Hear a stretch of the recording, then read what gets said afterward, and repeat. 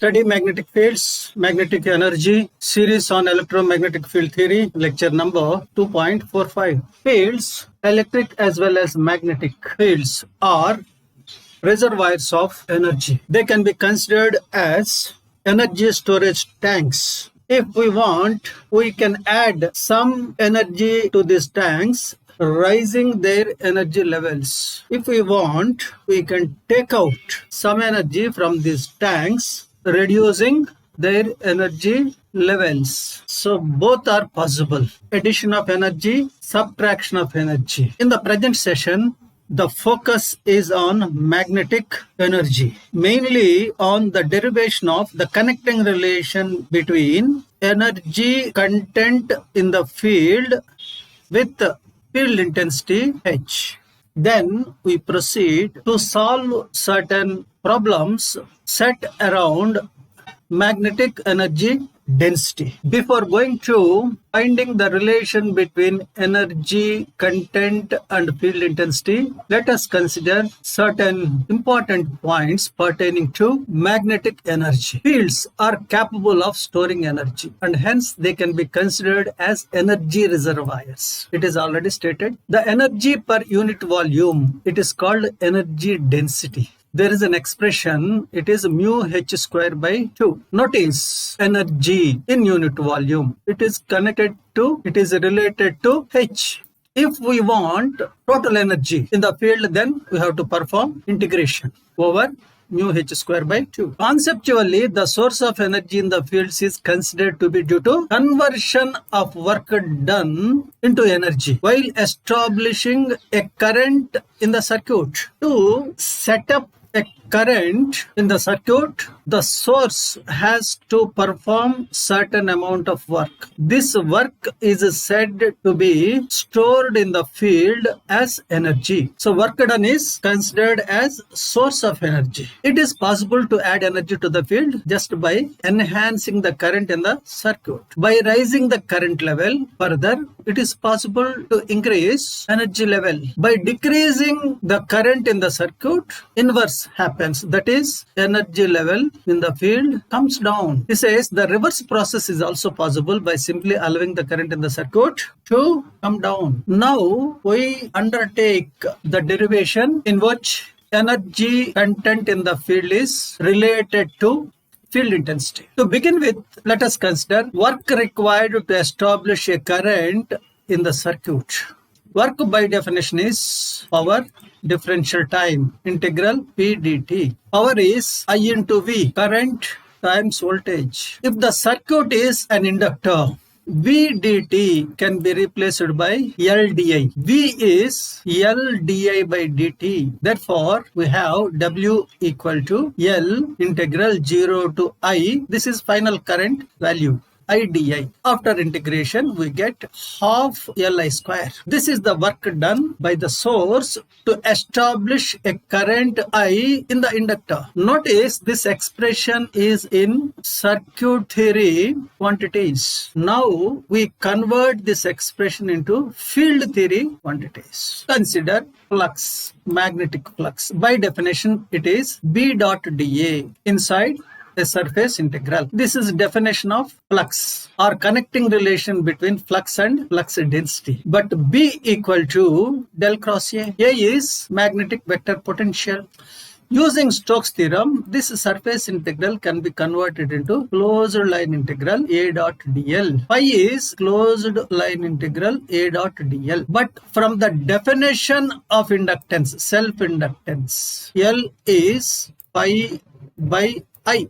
Therefore, Li is phi, but phi is closed line integral A dot dl. Therefore, one can write Li equal to closed line integral A dot dl. Now combine these two relations. W equal to half I closed line integral A dot dl. I can be brought inside and can be recast in another form as half integral A dot I dl, and this can be generalized by replacing I dl with J d tau.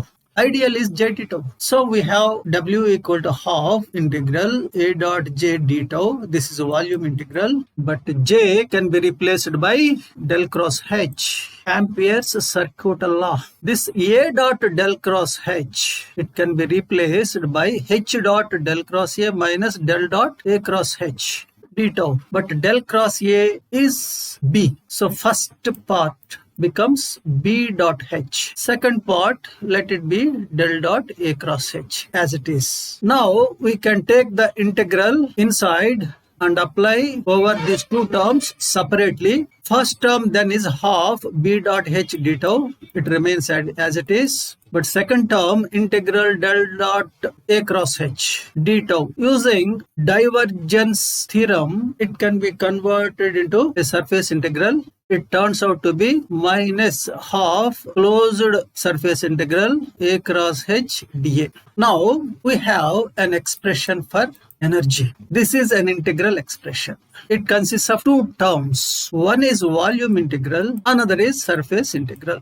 Before going to perform the integration, we have to understand the region and the surface of integration. What we want is energy stored in the field. So integration is to be performed wherever field is there. But the field exists over the entire space. If you consider a conductor carrying a small current, let us say 1 or 2 microamperes, it gives rise to field. How far this field extends into the space? Up to infinity. Field may be feeble, field may be very small in amplitude, but field exists up to infinity, all space. So if we want energy, total energy content in the field, we have to perform integration over the entire space. That is as far as first integral is concerned. Second integral is a surface integral. So where to perform, what is the surface over which we have to perform this integral, this integration? It is over the surface of a sphere which includes entire space. With this understanding, now we have to consider how to perform integration over the entire space. How to perform integration over a surface that includes entire space. For that, a method was devised. What is that? A spherical shell whose radius is finite is considered. First integral is evaluated over the region enclosed by this spherical shell, and the resultant or the result is considered with r tending to infinity, so that the entire space is taken into account. Similarly, second integral, the integration in this integral is performed over the surface of this same sphere, and the result or resultant is then considered with r tending to infinity.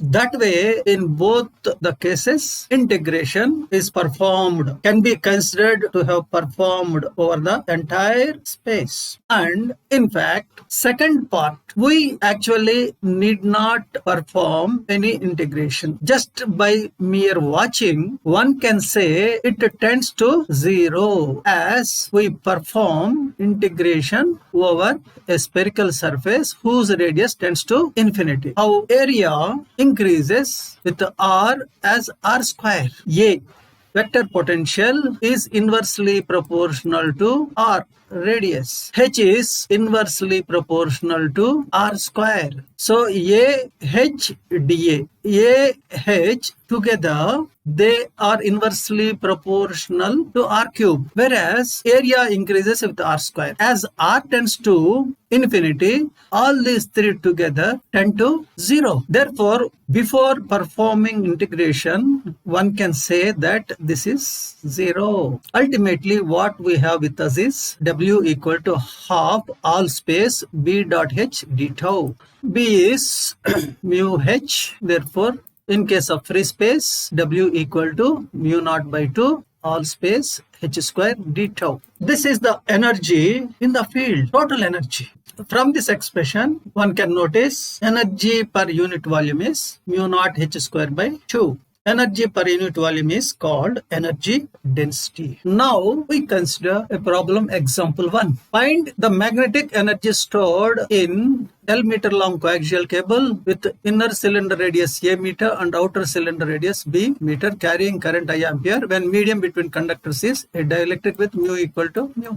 A coaxial cable is given, some current is there in the cable and we are asked to find out magnetic energy. Solution process. Using Ampere's circuit law, one can find that field outside the cable is 0. The field do not exist inside the inner conductor and outer conductors because fields cannot exist inside conductors. What he is trying to tell is, this is inner conductor. Inside inner conductor, field cannot exist. This is outer conductor. Outside outer conductor, field cannot exist. That is one thing. Inside outer conductor also, field cannot exist. Then where field can be there? In between inner conductor and outer conductor. In this region, field can exist. Okay.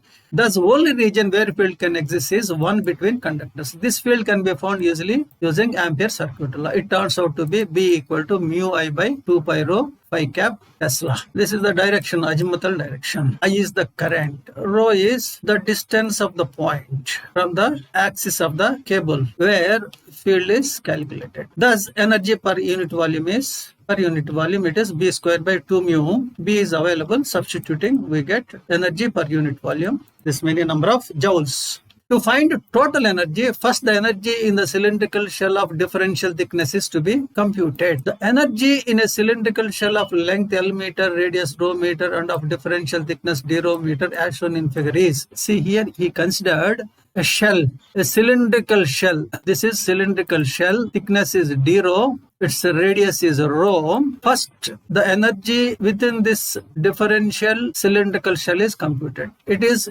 dW equal to 2 mu I by 2 pi rho whole square, 2 pi L rho d tau. Simple manipulation gives mu I square L by 4 pi d rho by rho joules. The total energy in the cable is then calculated by integrating the above expression from A to B. It gives out W is mu I square L by 4 pi natural logarithm B by a joules. This is energy in a cable of length L. Now, another problem, example to consider an N-turn toroidal coil having a rectangular cross section with inner radius A meter, outer radius B meter, height H meter. Assuming the medium between conductors is a dielectric with mu equal to mu, find magnetic energy stored in the toroid carrying a steady current I amperes. This is toroid. The turns are shown here. Current direction is also shown here. The dimensions are, height is H. So inner radius is A, outer radius is B. So it is spread from A to B. Okay. We consider a point somewhere here at a radial distance of S. Okay.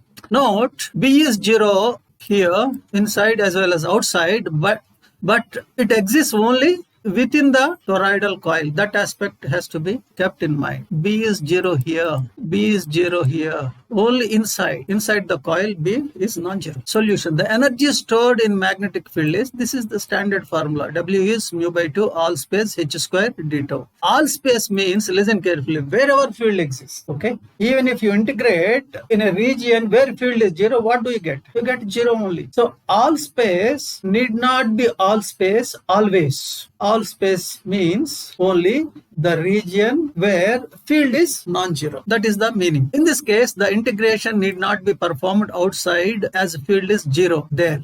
The magnetic field intensity inside the toroidal coil is this. H equal to Ni by 2 pi s. How this thing has come? Using Ampere's circuit law. So at a point which is at a distance of S from this center or axis, This is the field intensity. In the above expression, S is radial distance from the center of the toroid, as shown in the figure. Substituting the expression for field intensity in the relation for energy relation is this: mu by 2 h square d tau. H is available. Substitution results in this complex quantity. Integration has to be performed. It results in mu ni whole square by 4 pi h natural logarithm b by a. So this is the expression for energy in a toroid. As a byproduct of the solution process, it is possible to find self-inductance of a toroidal coil. How? W is half Li square. So L is 2W by I square. W is known, it is available. So L can be obtained by dividing 2W with I square. So L also is available. Another problem, example 3. Consider a L meter long solenoid. Radius is R meters and turns per unit length. It is carrying a current I amperes. Assuming free space medium, find magnetic energy stored in it. So this is the solenoid solution. The flux density inside the solenoid shown in figure is mu naught Ni, and it is 0 outside. Outside it is 0. Here it is 0. Only inside it is non-zero. Hence integration need to be performed only inside the solenoid. As already mentioned, all space need not be all space. All space means only over the region where field is non-zero. W is 1 by 2 mu naught all space b square d tau, but b is available. Substitution and performing integration, we will be getting expression for energy. If self-inductance is available, then energy, that way also one can find out. W is half L I square into length. So substituting expression for inductance per unit length, here we get energy content in the solenoid. This is another way. Another way, third way is also possible. If vector potential is available, then energy can be found from this expression. W for single turn is half closed line integral A dot I dl. So A can be used, substituted in this integral, and it can be evaluated to give certain value, and this value is W, energy per single turn. If you want total energy in the solenoid where there are NL turns, total energy becomes W equal to mu naught pi L Ni R whole square by 2 joules. These are some of the points which I want to discuss with you regarding magnetic energy. Note, this discussion also involves problems connected with magnetic energy. Enough.